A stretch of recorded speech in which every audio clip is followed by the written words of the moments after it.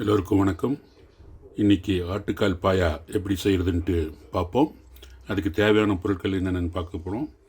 2 பெரிய வெங்காயம், தக்காளி சின்னதாக இருந்தால் 3, பெருசாக இருந்தால் 2, இஞ்சி பூண்டு விழுது, முந்திரி பருப்பு, தேங்காய், கொத்தமல்லி தழை, பச்சை மிளகாய் 3 நறுக்கியது, பட்டை லவங்கம், பிரிஞ்சி இலை பேஸ்ட்டு, மஞ்சத்தூள்,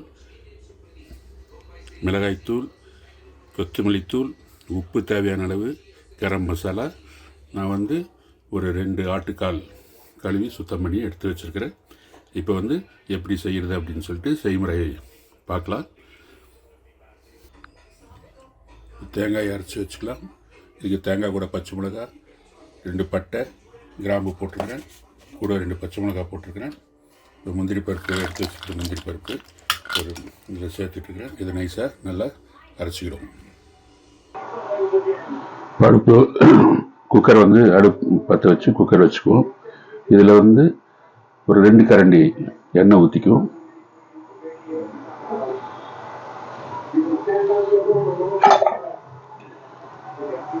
எண்ணெய் காயிட்டோம். எண்ணெய் காஞ்சோன்னா பட்டை லவங்கம் போட்டுக்குவோம். அதுக்கப்புறம் வெங்காயம் போட்டு வெங்காயம் தக்காளி சேர்க்க வேண்டிய மசாலாக்கெல்லாம் சேர்த்துக்கிடுவோம்.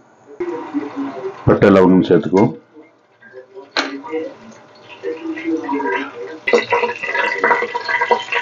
வெங்காயம் சேர்த்துக்குவோம்.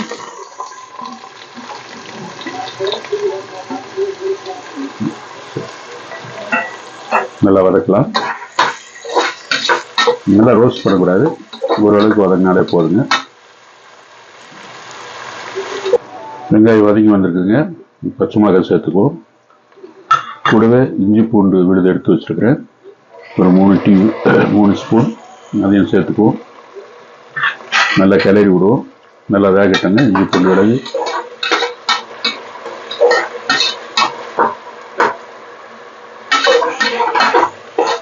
நல்லா வதங்கி வந்துருக்கு. இப்போ நம்ம தக்காளி சேர்த்துக்குவோம்.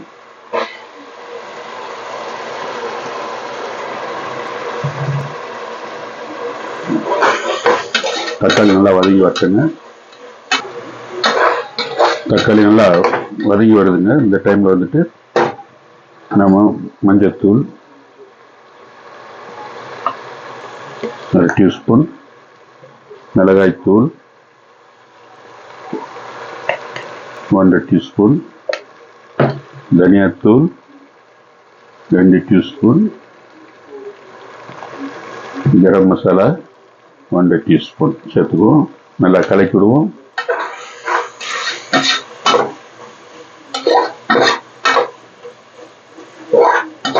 மசாலா நல்லா வேகட்டும்.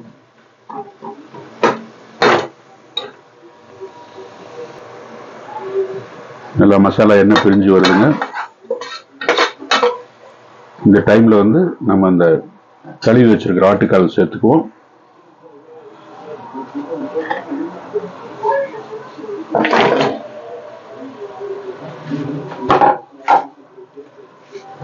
நல்லா கலக்கி விடுவோம்.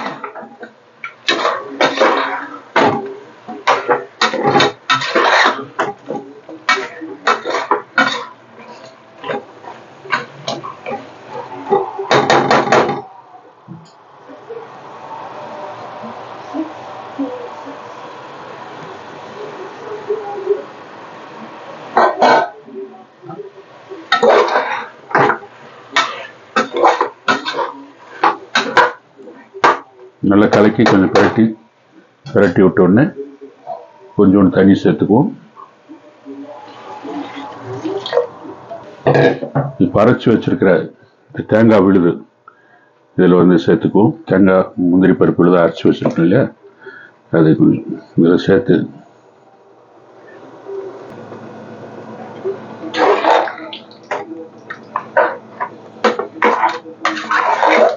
நல்லா கிளறி விட்ட உடனே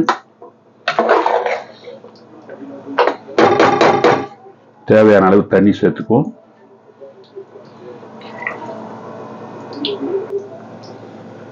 தேவையான அளவு தண்ணி சேர்த்ததுக்கப்புறம் உப்பு போட்டுக்கலாங்க.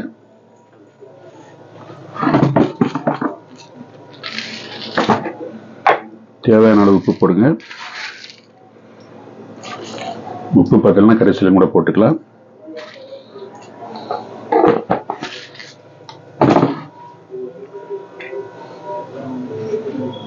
கொத்தமல்லி இலையை போட்டுக்குவோம். ஒரு கலக்கி குக்கர் மூடியை போட்டு ஒரு 7 விசில் வர வரைக்கும் வச்சிருவோம்.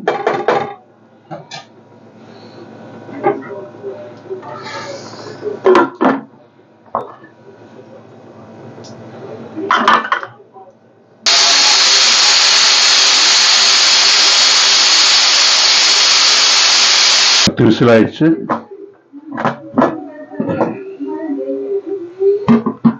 அழகான ஆட்டுக்கால் பாயா வந்து ரெடி ஆயிடுச்சு.